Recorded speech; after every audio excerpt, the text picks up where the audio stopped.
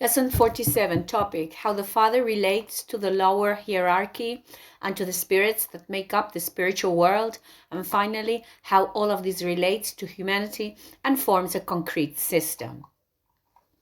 Greetings, brothers and sisters. In this lesson, I wanted to address a topic I have touched upon and haven't explored in depth in previous lessons. I've only touched on it briefly, not everything I wanted to say. One could say that the Father is responsible for the entire system, the universe containing both the visible and the invisible, functioning properly like a well-oiled machine, without any problems. That's what you think it should be, but in reality, it doesn't work that way. It's quite the opposite. All the parts that make up this system, so to speak, let's call it that, have a certain freedom of action. The Father has free will for all his visible and invisible creatures. Don't think it's a dictatorship where the Father controls everything. It's not like that. The freedom he provides to all the elements is what allows the system to be a living entity capable of evolving. The Father also evolves. He's part of the chain. Not all as static as you think. When you think about doing something in your physical dimension, you are acting with free will. You may think that free will exists, and indeed it does, but everything depends on your level of consciousness. If your consciousness is united with the Father and the universe, free will becomes complete, but it always operates within certain limits. This is desirable, that evolution not be too rapid normally, although sometimes it has to be. This is provided by the connection you have with the Father and with the universe. This connection will inform you of the limits of free will, and this will cause your decisions to be modulated by this control. This also determines the behavior of other elements in the system. Spirits also possess this quality. They have free will, but because they are connected to the universe and to the Father, they can adapt their decisions to the specific moment in the system's evolution. This makes everything appear ordered in a dictatorial way, but it's a false appearance. If you meditate and rise to a level above physical reality, you will see how free will exists, how all elements of the universe have freedom and can make whatever decisions they see fit. And often, this is how it works. Sometimes they are unaware of this fact, that they are operating with free will. You believe they are determined by the circumstances that surround them. If that were the case, decisions would be less varied than they actually are. Or this reality would be less rich, less chaotic. But in reality, it doesn't work that way, as you are seeing around you. Therefore, I say the same about the relationships between you and the elements of the spiritual world. They too have the freedom to listen to you, to heed you, but operating within this system, their decisions also change the rest of the elements of the system. This causes the system to evolve to a point where the decisions of one influence the others. This makes the system much richer than your physical world. The relationships in the spiritual world are much deeper and much more interwoven among the elements. This means that the Father doesn't just have, as you think, a single mind, so to speak, but operates as a mind with multiple facets, all of which are ultimately united into one.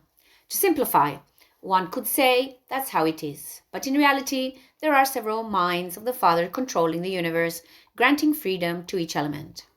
Then, these diverse minds control each part of the universe in real time, so to speak. This makes the system much richer than your physical world. What happens is that these different brains are actually operating as one, sharing decisions in real time, so that the decisions have an influence on your present, on your past, and on your future. They all form a unit. As you can see, the system is very complicated. Then you might ask, if free will exists, how can we be sure that we are already exercising it, that our decisions are free in the physical world? Humans, and in general all intelligent and non-intelligent beings, will have this question. They see that everything is orchestrated in a certain way, and that's because they think in the short term. They don't see all the dimensions of space-time, and that prevents them from seeing the full complexity of the universe. They realize that they are only seeing part of the picture, not the whole picture, To see the whole picture, you have to be at a higher level within the dimensions of reality. Once you have achieved this, which I already have explained in other lessons, you can begin to understand how the universe works, how the concept of free will is woven into the elements that make up the system. Even the Father has free will. He is perhaps the one with the most free will because he can change the higher dimensions of reality to influence the lower ones. The Father has certain rules, which are what govern the functioning of the universe. 1. The Father's energy must never become evil. 2. Good and evil are two sides of the same coin. They are the effect of this energy, of the Father acting at the lower levels so that the system may operate freely and function in a way as to preserve this quality, ensuring that good never becomes evil and vice versa. 3. Evil, according to human consciousness, exists clearly. This is not the case. Evil exists as a consequence of the free will of intelligent and non-intelligent beings that exist in the universe. Evil is a consequence of free will and of the consciousness that acts within the intelligent and non-intelligent beings in the universe. Evil acts in the short term and never considers the Father's master plan for the universe. Therefore, evil has an end in the time scale of the universe.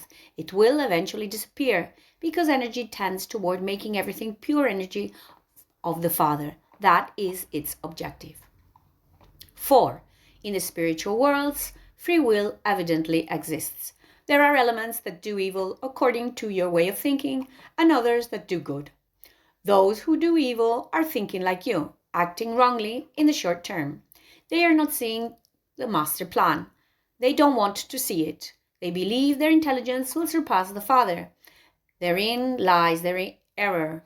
All beings that belong to the universe, intelligent or not, whether living or dead or in spiritual form, have this freedom. They can think whatever they want. They are completely free and they can approach the Father or not. That depends on their decision. As I said before, that evil has an end in time. It will end because there will be no evil, because evil arises from the lack of long-term vision and from not wanting to see the Father's plans. Once all the elements of the universe have seen the Father's plans, coordination becomes complete. And according to your vision, this maximum of coordination causes everyone to think long-term about the Father's plans, and that produces a universe full of light. There is no shadow of evil anywhere. All beings will love God the Father, they will honor Him, and when this moment arrives, the universe will reach a new point in its evolution. The Father Himself will evolve, becoming something greater. It is possible that the next evolution will split between two universal minds that begin to think differently. This is a consequence of free will. We no longer know what will happen in this one. I am speaking of a very distant point in time. When this has occurred, the universe will disappear again, and it will be destroyed, and using some of the matter from this universe, something will remain. There will be a new birth, and two new universes will merge, the old one in which you exist and the new universe.